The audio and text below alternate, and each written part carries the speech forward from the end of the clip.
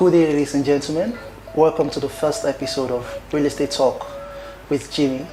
I have here with me the prestigious Mike Eminence, a real estate consultant and expert. Pleasure to have you here, sir. Nice to meet you. Yeah.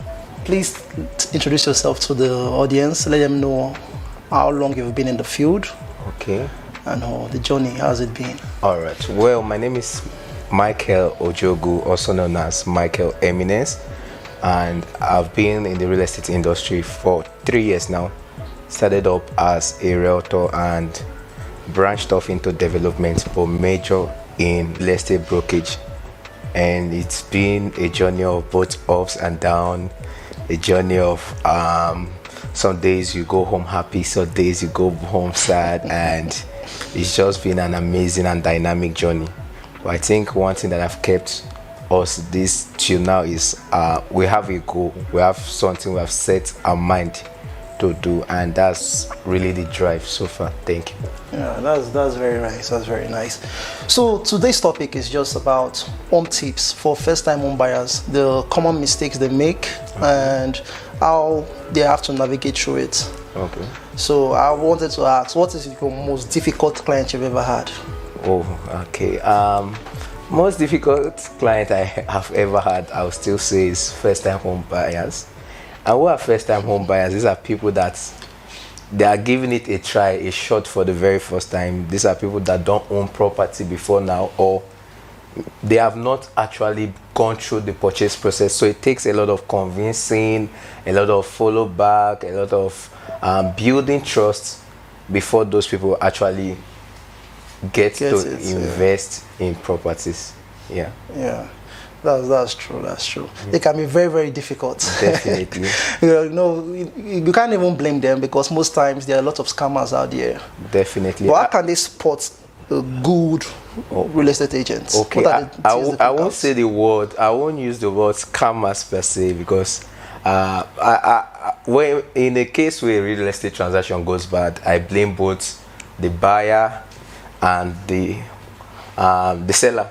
I blame is what you should blame both ends, because if you have done your proper diligence about the property, you won't fall victim of this real estate scam per se. Because definitely before you invest in anything, you should do your research. You should make your findings, make a deep research about what you are investing in.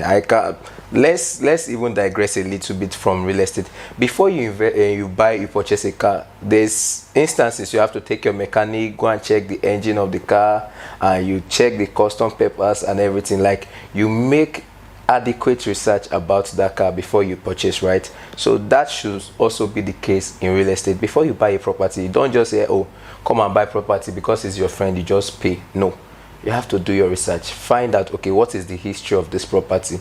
What is the title to this property? Is the title in the name of the person selling it? Like, you have to make proper research. So I think it's blame for both ends, both the buyer and the seller. Thank you. Wow, you've covered a lot. That even led me to my next questions that I didn't even plan for. What are the factors to consider when contacting a real estate agent? The things to look out for majorly. One thing you shouldn't underestimate or undermine when contacting a real estate agent is the person's integrity. Integrity is very key in any transaction. You don't go and transact with somebody that you yourself, you know that, oh, this person is not trustworthy. What is the basis of contacting the person in the first place if the person is not trustworthy? Then outside integrity, there's room to look at the person's track record. What have this person done in the past? Let's look at your track record. Before I transact millions of naira or millions of whatever currency with anybody, I will find out from, at least I will make inquiries. Okay, who have this person transacted with? How was the transaction? Did it go well? If it's possible, I will have to contact those people and ask them about their own experience so far. I think that is one thing nobody should undermine when contacting a real estate agent. So integrity is the keyword. Thank you. Wow. So due diligence, integrity. Wow. Yeah. Thank you very much, Mr. Mike. Mm-hmm. We've been talking about real estate agents, real estate. Well, for somebody looking to buy a home for the first time, they might be confused. So I just want you to highlight the difference. What's the difference between a real estate agent and a real estate company? Okay. A real estate agent is just a broker. It's the same work. They serve as link between the owner of the property and the owner of the property and the buyer. But when we talk about a real estate development company, then we are talking about they own the property. They are the one in charge of developing the property, building the infrastructure in the property. So in that case, now they are now the owner. They are the seller of the property. So then you can differentiate them. Now these are the sellers. Then the broker is the real estate agents that serve as a link between them and the buyer of the property. Thank you. Thank you very much, Mr. Michael. You've really covered everything. Thank you. You've shared very intuitive insight into the real estate market. Thank you. For first-time home buyers, what documents would they get when they're buying their first house? Okay. It depends on the property you're buying. Different properties have different documentation, but there are necessary documents in every transaction. You have to get a title document. When I say the title document, I mean, okay, is it a CFO? A CFO is a certificate of occupancy and it's valid for 99 years. Is it a governor's consent? Is it an accession? And various other titles. So you have to get the title document, one. Then you have to get the deed. When we talk about the deed, deeds are of two types. We have the deed of conveyance and the deed of assignment. Deed of conveyance is for fresh sales. That's this buyer, this owner is the original owner. So in such transaction, the buyer is getting a deed of conveyance. Then when we talk about deed of assignments, that's more of, okay, third-party sales, fourth-party sales is the receipt.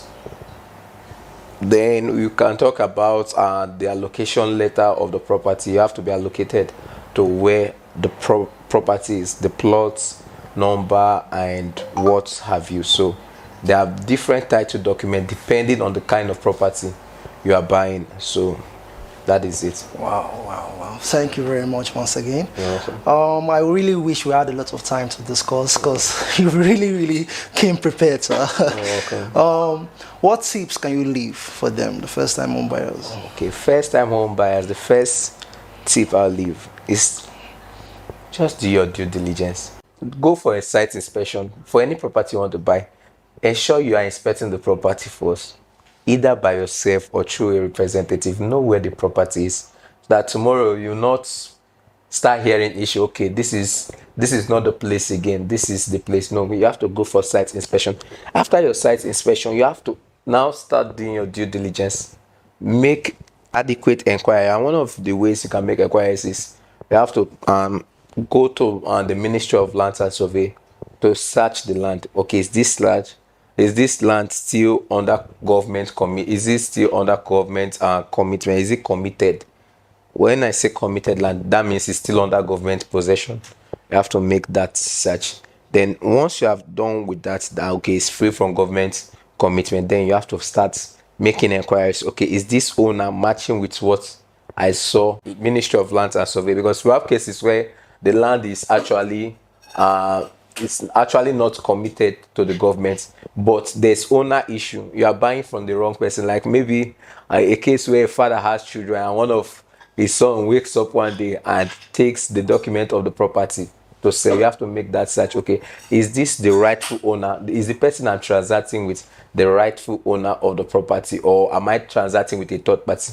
If I'm transacting with a third party, not the rightful owner, then the person should be able to give you reasons.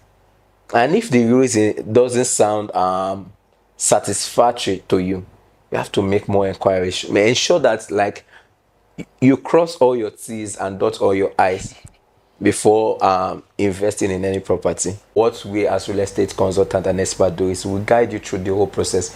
We ensure that everything that is required to be done for that transaction to be completed, we do everything. So we are saving the buyer the stress of going to do research and everything. We are all doing, the whole process will be done by the real estate consultant Like what you call agent, I prefer calling it a consultant, because I'm not just taking you to a property to point come and buy. No, I'm consulting. I'm guiding you through the entire process of that transaction. So that is one of the best options. Work with a reputable real estate consultant for your real estate transaction. Thank you. Thank you very much, Mr. Michael. We would love to have you once again in this place. Sure, anytime. Thank you very much. Thank you all for tuning with us and staying with us. We hope that you'll be able to learn some things from Mr. Michael here. Remember, he's an expert in the field with 3 years expertise, and has been able to share important tips for you to look out for when purchasing your first home or buying that first property in Nigeria. Till we meet again, my name is Jimmy Ebuka, and this is Real Estate Table Talk. Thank you very much. Peace out.